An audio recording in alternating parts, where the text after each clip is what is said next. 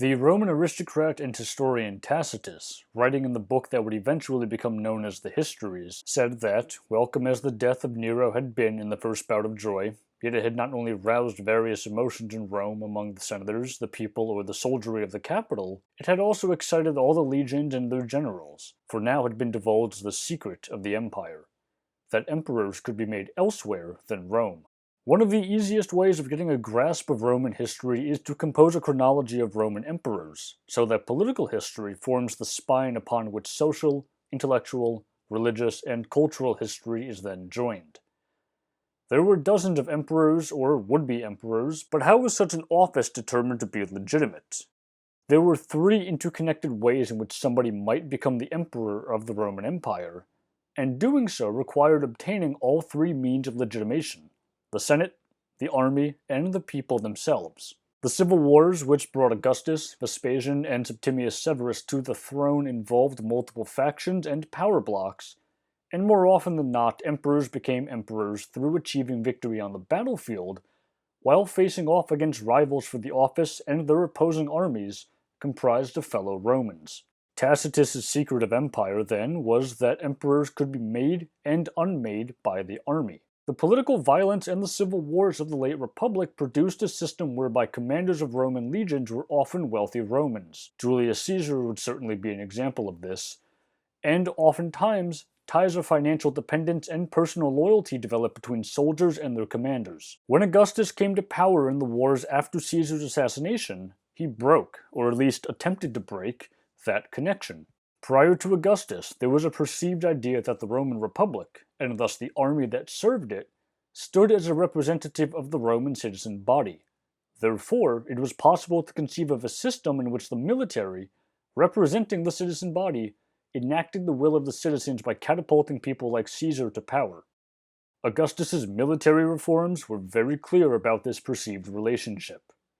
Under his reign, regular terms of service were introduced or otherwise reinforced.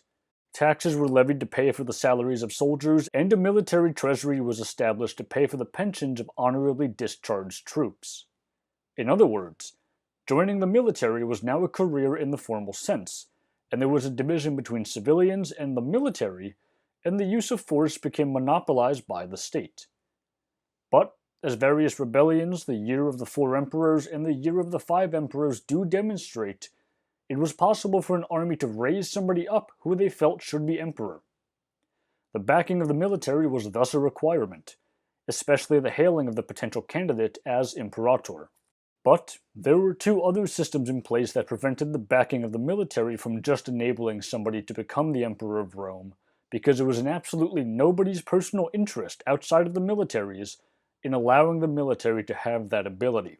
Augustus and his successors built a system whereby they were quote-unquote elected by the Roman Senate as emperor. In other words, the ability to make powerful political figures that the military had enjoyed during the late Republic was, during the imperial period, transferred to a civilian body. Over the next 2 centuries, the prestige, nominal power, and authority of the Senate was expanded in order to make it clear that while armies may desire a specific emperor or depose an emperor, they did not necessarily choose one. The manner in which the Senate had been conducted during the Republic was that a member would address some problem, a debate would be had, and then a motion would be proposed and a decree would be issued. The emperor, however, had the ability, because he was elected by the Senate, to basically bypass this, simply addressing the Senate and honoring them by asking for their time and opinions, skipping the debate, proposing a motion, and then that motion would be passed. The system developed by Augustus saw the emperor publicly admit that the ultimate power lay in the hands of the Senate, but they themselves formally granted power to the emperor provided he work, at least partially, through them. It was a facade, but it was erected in the name of peace. The third system of legitimation were the Roman people themselves.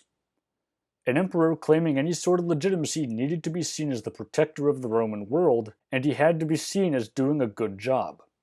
This meant securing and maintaining the borders, subduing any and all barbarian threats, and ensuring that things remained stable. Winning on the field enabled emperors to tell the population of their feats, and they often did so by sending out letters or other official dispatches to major cities and towns, which were then often inscribed on more permanent mediums like stone. When this was done, Cities and towns sent letters of thanks to the emperor, and often filled those letters with requests for everything from tax relief to alterations in administrative status, to requests for money for building projects, to personal appeals of some kind or another. The Emperor Hadrian, famously, was apparently stopped by a woman on the streets of Rome with a request. When he replied that he was too preoccupied to hear that request, she snapped back, "Then stop being emperor."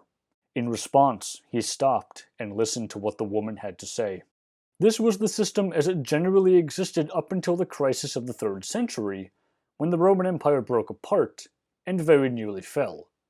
When Aurelian essentially reunited it, and Diocletian reformed the system completely, the meaning of the office of emperor changed, but that is a topic for another time.